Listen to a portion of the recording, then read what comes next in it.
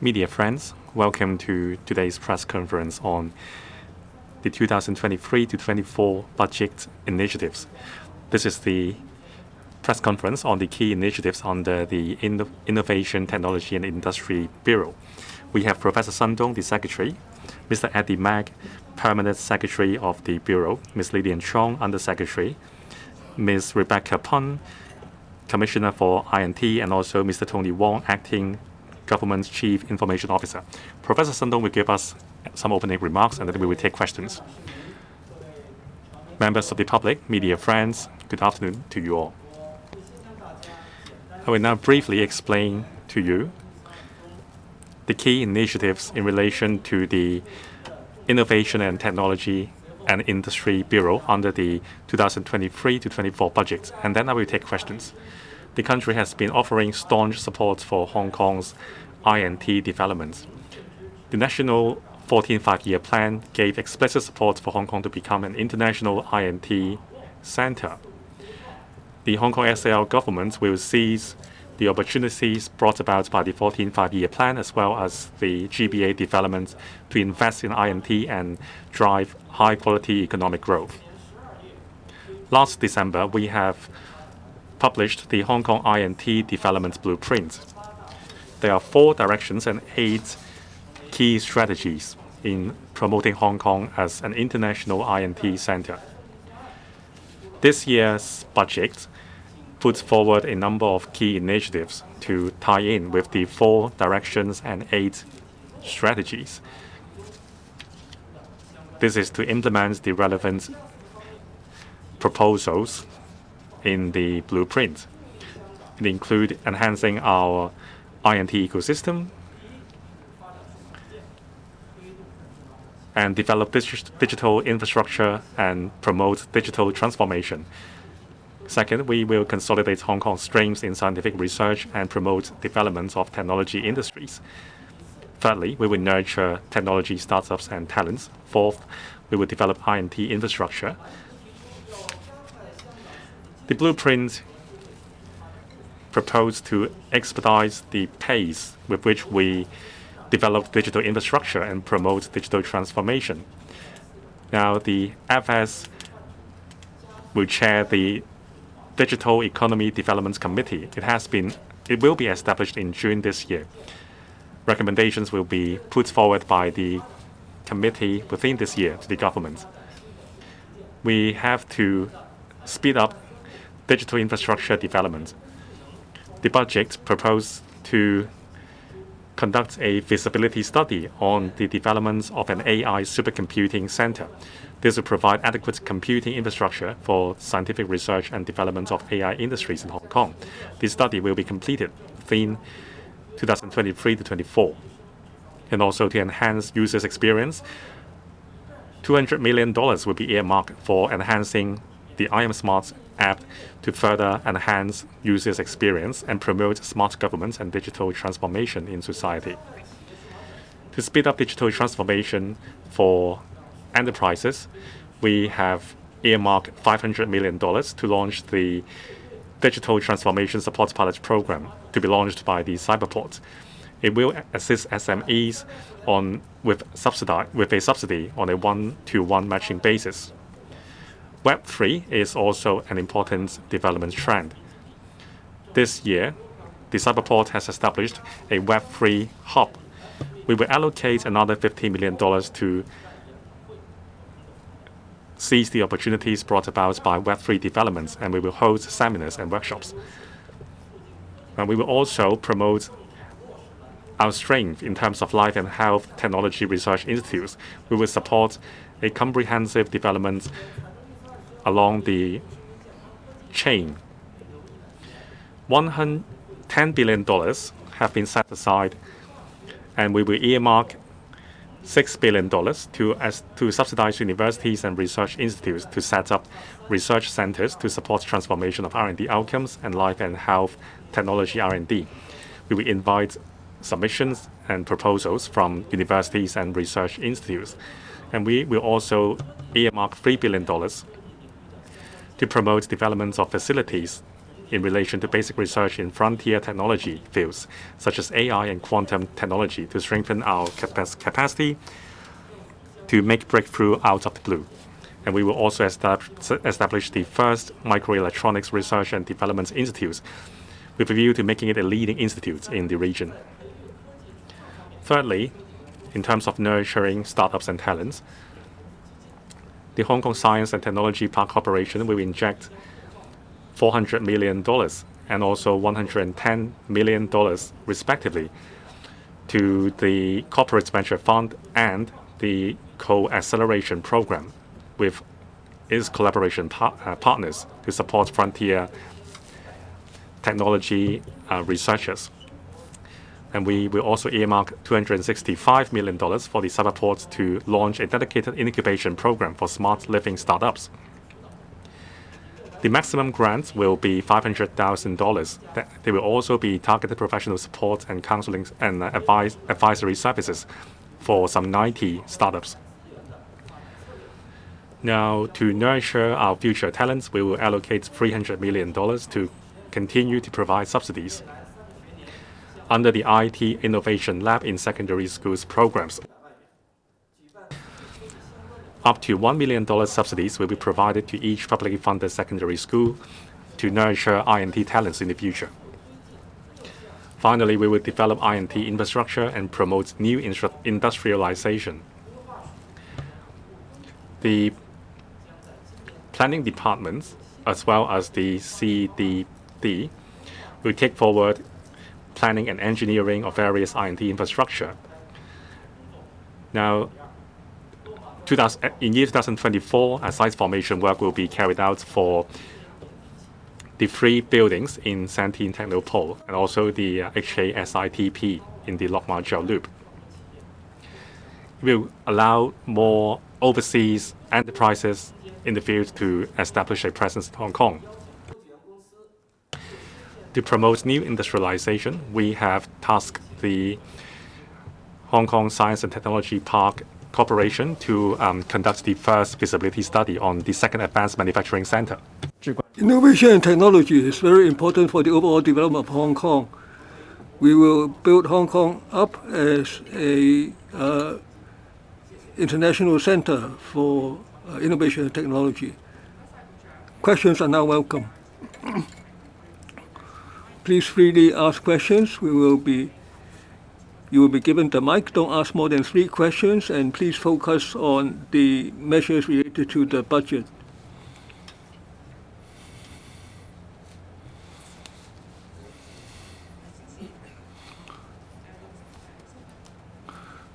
Gentleman in green jacket. RTHK. You mentioned the development of the loop. Now, the resumption of the original use takes a certain time period. When will the land be released? And the Secretary mentioned that you personally made phone calls to invite talents and investments.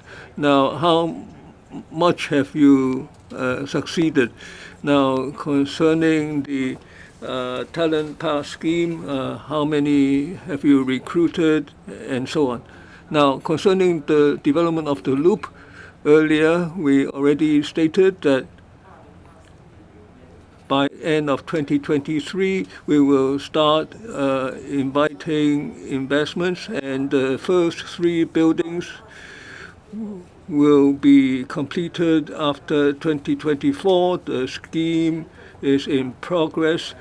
The government is now working through all its departments. We will resume the uses of the loop for technology and innovation. And we will work closely with OASES to attract more investment. And there are some companies who have now come to domicile in Hong Kong. Now, you mentioned the talent pass scheme. Now, we work through the enterprises to bring in talent. We build quality infrastructure. We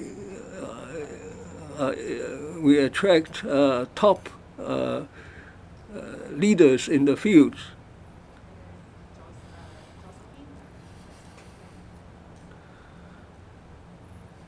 Gentleman in the second row on the left, Hong Kong Baptist University. Now, you mentioned the AI supercomputing center. Now, where will you get the large quantity of data required? And will there be measures on data security? Thank you for your questions. Now, I will ask the Acting Government Chief Information Officer, Mr. Wong, to answer your question. Now on the AI supercomputing center, mainly it provides quick, fast, and strong computing power for the institutions. For instance, the tertiary institutions, the research companies, and even government departments that make use of large quantities of data. Now, the data mainly belong to those institutions and the companies. Now, the supercomputing center, the development and construction will follow international standards. They will take on board data security standards accepted internationally. And we will have a set of data security policies and standards, and the center will adhere to that strictly, especially international standards, ISO 2701. These are usually adopted standards, and those include various safeguards, infrastructure, the data storage and transfer, and so on. There are strict requirements. Now, there's strict management of the whole system, the detection and reaction mechanisms. Now, the data centers and the supercomputing center have all to comply with those. Gentleman on the left in green, cable TV. Now, on life health sciences side, 6 billion will be subsidies for universities and research institutes. How many institutions will be subsidized? What institutions have contacted you, and on what themes? And the budget has allowed $200 million for the I Am Smart. Now, many members of the public have to queue a long time for government services. Will there be more government services that will be electronically enabled? Now, $6 billion for life sciences development. Now, this measure was already announced in the budget last year, $10 billion. So we now take out $6 billion first to subsidize local universities for development of life sciences. We encourage each university to focus on the theme of life sciences. Now, so there will be studies across institutions and even across boundaries. And we encourage the invitation of top scientists from around the world to constitute new research platforms and teams. And we know that for Hong Kong to become an international science and technology center is that we have to engage in big data, basic research, and we have to move from 0 to 1 in breakthrough efforts. Now, this has already been recognized by institutions around the world. Now, we have to strengthen the capabilities of our university research facilities. Now, over the past year, now for various reasons regarding the R&D by the universities, we didn't invest as much as some of our neighbors. So we have to seize the opportunities and provide more financial assistance to our universities. That's why we are putting up the $6 billion. As for IM Smart, I will again ask Mr. Wong, the acting GCIO, to reply. Now, in December 2020, the government introduced the IM Smart, so the public can contact government departments through electronic certification. Now we have 260 government and private services that make use of IM Smart. About 1.8 million members of the public have already registered as users, and 31 million usage services have been in place, have been implemented. Now, the government undertook to make all health services electronical in 2 years, and we make use of the IM Smart platform. We simplify, streamline some common government services, and the departments can step up the free flow of data among government departments, so that there will be one platform for all the government services, and this will further take forward smart government and digital transformation of the government. Next question, please. The gentleman in blue. SCMP. So that I have two questions. The first one is about the chip, the microelectronics R&D center. Chip development in other places have taken decades to deliver outcome. What do you think about the patience of the community and the investors in waiting? I mean, how long are you going to expect to see some outcome from this chip development or research? And do you think that the investors may lose patience? And how about the equipment? Because China is being hit by the US sanctions. So do you think Hong Kong might be affected in that manner? And without the equipment, if there's a sanction also imposed in Hong Kong, how Hong Kong can overcome or deliver the outcome?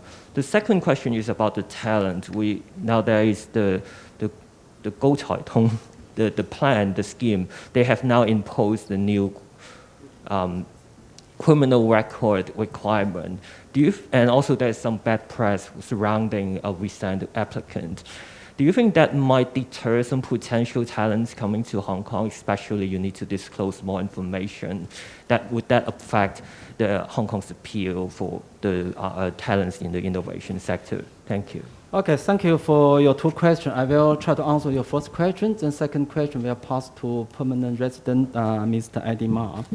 For the first question about the Microelectronics Center, as you know, microelectronics is one of the global future technological trends and represents an industry with a strategic importance.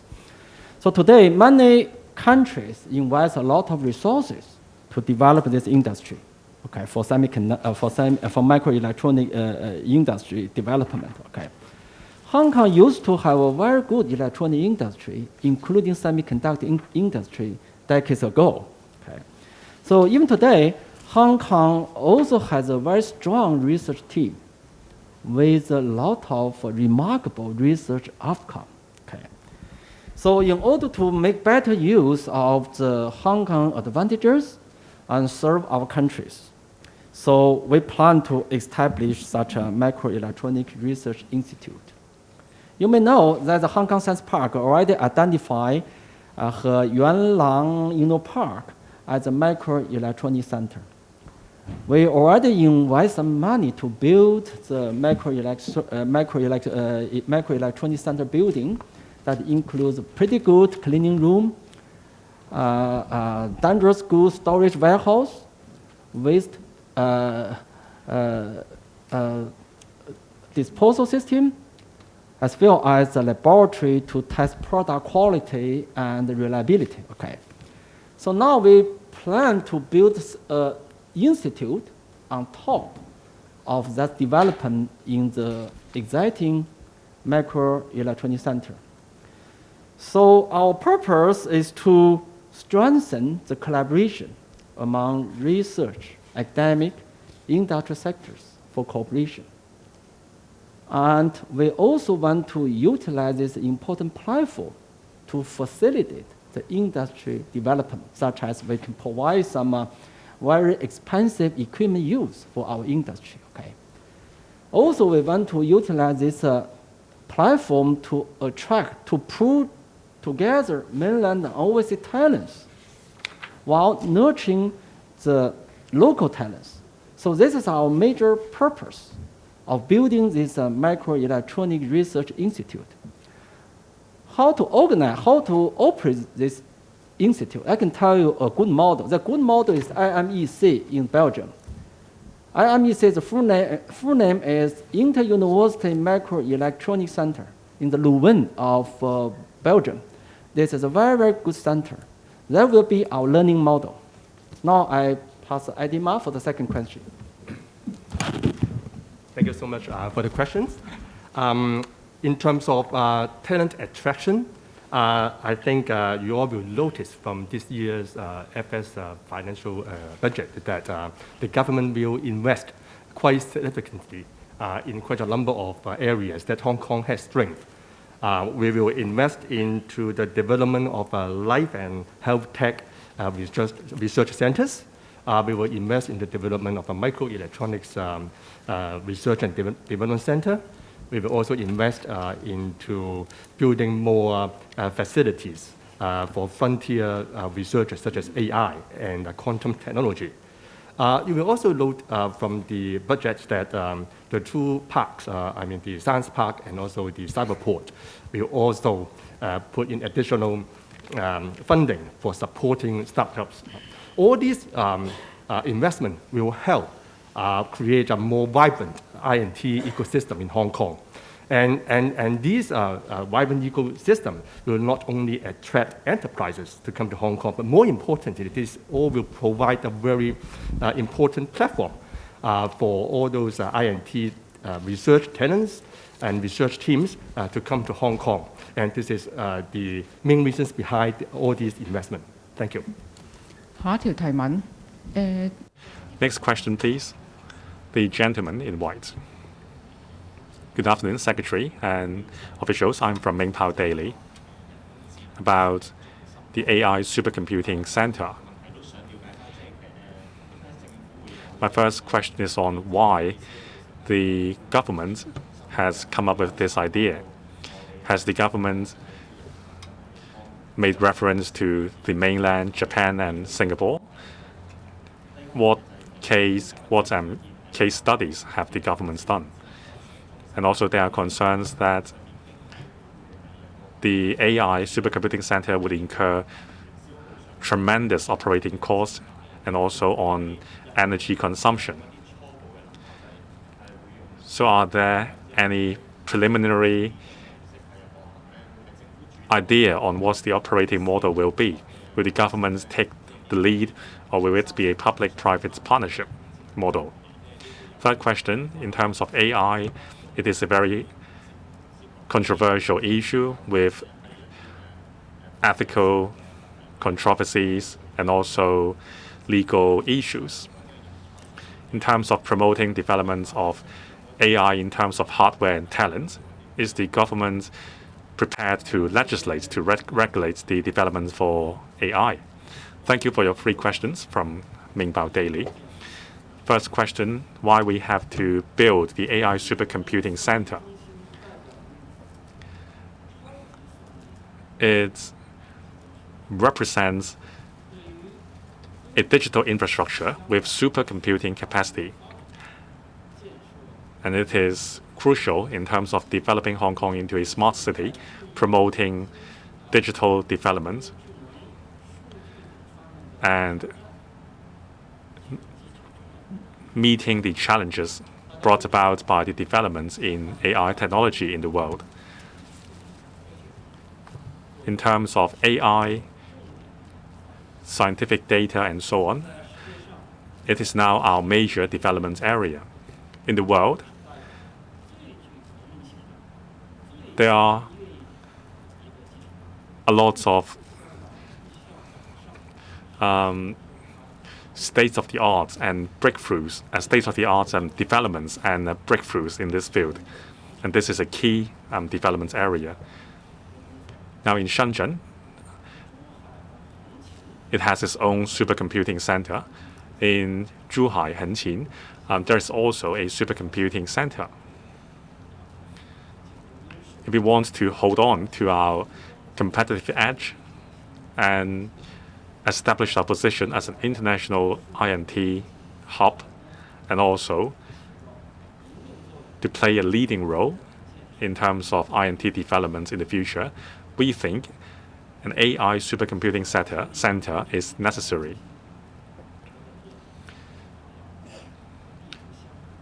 Now, what's so unique about this supercomputing center is that it will be based in Hong Kong and facing the world. Now we want to introduce data from all over the world to Hong Kong. And also, on certain premises, we also want to export mainland's data to Hong Kong. Now this advantage will be crucial in establishing Hong Kong's future position as a leading data hub in the world. So the supercomputing center is, I cannot overstress the importance of the supercomputing center for Hong Kong's future. On the second question, it will require astronomical investment in constructing the supercomputing center, and it will also involve protection of the data and other issues. As mentioned in the budget, we will conduct a feasibility study on a supercomputing center. We want to consult the trade. Say, for example, what is the capacity we are looking for? And what will the operating model will be? Will it be run by the government, by the private sector, or a partnership model? What will the location be so that we can better face the world? These are the questions we have to study. We also hope that by Hong Kong building a high-quality supercomputing center, the world's top industries would be attracted to Hong Kong. That's why we are proposing that we need to do a operational analysis for the future. We hope that it can be done at the end of the year. On the legal framework, the SAR government has all along paid close attention to this matter. Now, right now, in the world, there is no set of comprehensive law governing AI yet. The SAR government is paying close attention. Progress is very rapid. Nobody can stop that. How we can preserve our development progress throughout this competition, and also to make sure that the progress benefits the humankind, that is our close concern. Next question. On the left, third row, gentleman in suit, the Commerce Daily. Now, on the use of the loop location, now what's the progress of the resumption of the land use of the loop? And the 3 buildings should be completed starting the end of next year. Have you been in touch with mainland or overseas enterprises and on their use, and on the resumption of the loop facilities? Now, will that progress be affected by the epidemic and land use considerations?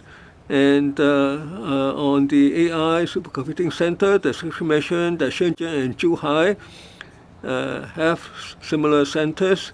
Now, after your center is completed, the data therein, will that be shared with other cities of the Pearl River Delta or the Greater Bay Area? And will there be certain legal considerations? And recently, there has been some discussion on ChatGPT, and some universities have prohibited their students from making use of it. Will the government have some follow-up work to do on that? On the first question regarding the loop, I'd like to ask the Undersecretary, Ms. Chong, to answer the question. Concerning the timetable of the loop and the resumption of the facilities, now of the segregation facilities, now we have a timetable. Now some facilities will be restored for innovation and technology on the first batch of 3 buildings. Now starting at the end of 2024, they will be completed. Now we have been on schedule, and we've tried to speed up the progress. So we are also full steam ahead on introducing and inviting investment, and the Secretary and the Bureau and the OSES have been working with science and technology enterprises locally around the world. Now, you can see that some enterprises, for instance, in the life health sciences area, some major pharmaceutical companies and some leading life science enterprises have become domiciled in Hong Kong or set up Asian Pacific headquarters in Hong Kong. we will be working hard on that. Now, some science technology enterprises that we've been in contact with are among the world leaders in their field. So I hope that in the future we will have more information on the progress. On the data handling of the supercomputing center, we have to be in compliance with, we have to handle that in accordance with existing arrangements for the transfer and introduction of data. Some non-sensitive data from the mainland can be transferred to Hong Kong. Now, some of our universities have branches in the mainland. Now, so to a certain extent, their data will be shared across boundaries. Now, we will try to have a sharing of data from the mainland to the extent that's possible. Now, we'll be working on that. Now, ChatGPT is a hot topic right now. Every day there is some new technologies that is groundbreaking, and ChatGPT is one of them. Now, we believe the technologies like the ChatGPT can affect every one of us profoundly in the future. Now,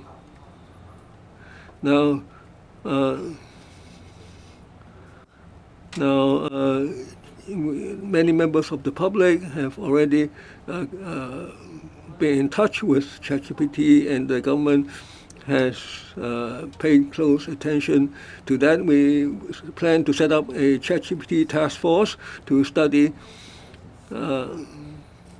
what type of measures to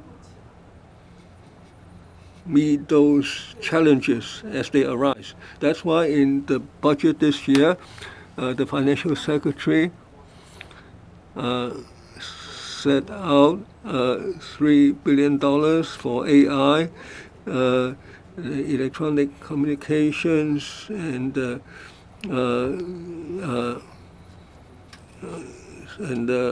also, so we need to invest resources in these fields, in the sense. Next question, please. The lady in black. 3 questions from TMHK. So the first question is about the policy direction. It varies from AI, Web3, quantum technology, and macroeconomics. Does Hong Kong have enough money and talent to do it all?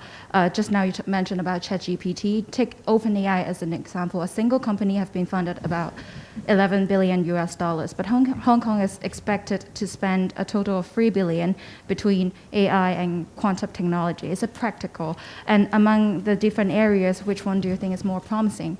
The second question about the digital transformation support pilot scheme. Does the SMEs, given that the SME staff may not be as tech savvy, how can the SME learn about how digital transformation can help their own businesses? And do you have more details of the plan, given that there's more than 350,000 SMEs in Hong Kong? Will it be more focused on sectors hardest hit by the pandemic, for example, the tourism sector? So the last question about the supercomputing center, you also mentioned that it will be challenging to gather all data to Hong Kong. Are there any initial talks with the mainland authorities to import mainland data to Hong Kong? And the center can cost the government a lot. Do you have any KPIs to decide whether or not it is worth it? Thank you. Thank you for raising 3 questions. I will try to answer your first question. The second question will pass to permanent resident Eddie Ma, and third question maybe pass to Tony Wang. It's okay? Yeah. Okay. For the first question about the policy, in the Hong Kong IT development blueprint, promulgated last year. Okay. Also, in the policy address made by the chief executive in October last year, we have identified 4 focusing areas for Hong Kong. The first one is life and health technology. Second is artificial intelligence and data science. The third one is fintech. And the fourth one is advanced manufacturing and new energy technology and so on. Okay. So today, in the budget speech made by the Finance Secretary, all the proposed measures align with our strategies proposed either by Chief Executive in his policy address or our anti-development blueprint. We talk about the 6 billion investment for the life science. We talk about the 3 billion investment for artificial intelligence.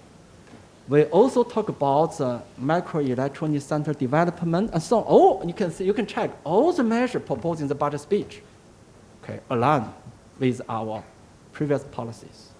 Okay. So one thing I want to emphasize to you is, before we propose this measure in the budget speech, we have made very, very thorough investigation to make sure all of them will be financially feasible. So actually, we are confident all our proposed goals can be achieved by working with stakeholders in the society. Now I pass question to Eddie Ma. Thank you. Thank you so much for the question. You asked about digital transformation, right?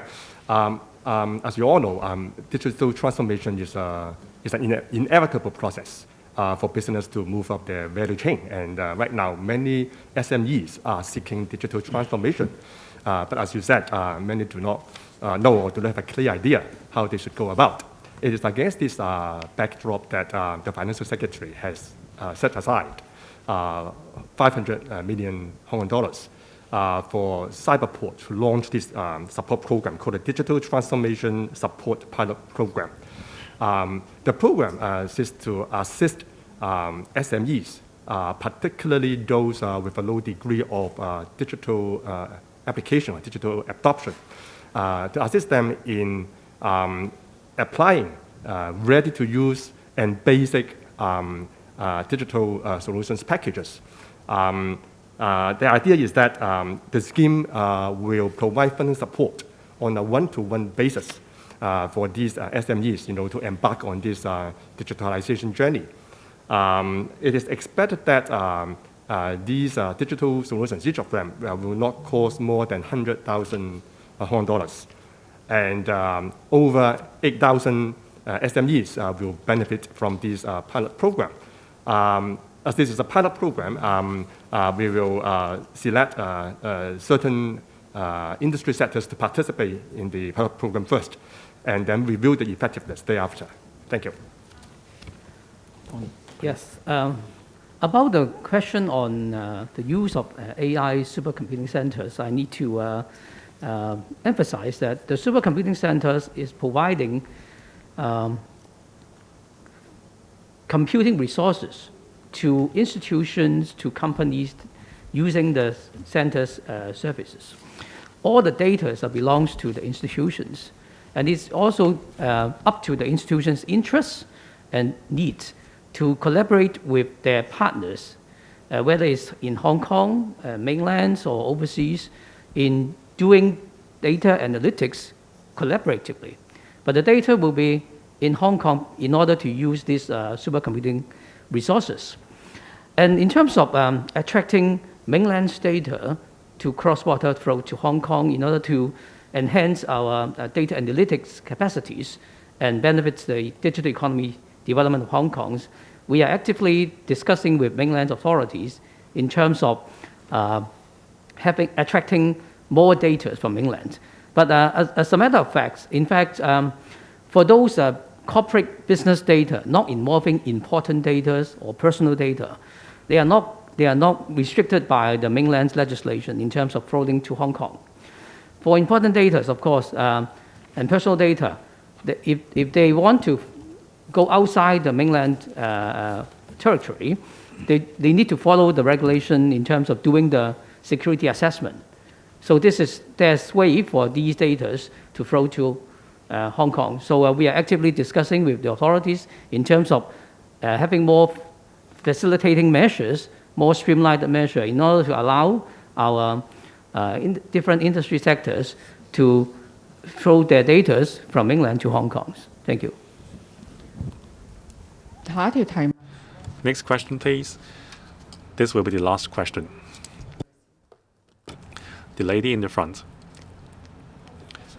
One question from HKU Journalism. In this budget, financial support is largely allocated to universities and institutions to advance research projects. So my question is, do you think it's necessary to attract foreign enterprises to enter Hong Kong market and incentive the local development in technology and cooperate with the local technology companies and the infrastructure? Thank you. Actually, Rebecca, may I invite you to answer this question? Yeah. Thank you for the question. As you have seen and have been expressed by our secretary, the Hong Kong SAR government is investing substantial amount of resources into the INT development of Hong Kong. This is because of our strengths in the research capabilities. And we have a lot of outstanding researchers and talents in our universities. And it is very important that we will try to transform the R&D outcomes from 1 to N. And this is something that we are going to do with the RAISE Plus scheme, which is research, academic, and industry sector plus scheme. This is a scheme to promote the transformation of the R&D outcomes from universities. And throughout this scheme, we will invite the industry to join forces with the universities so that we can fully capitalize on the research outcomes as well as the resources from the industry, and as well as to generate economic benefits in the long term for the society. This is a very important aspect for our INT development. Thank you. Thank you. 今日記者 That is the end for today's press conference. Thank you very much.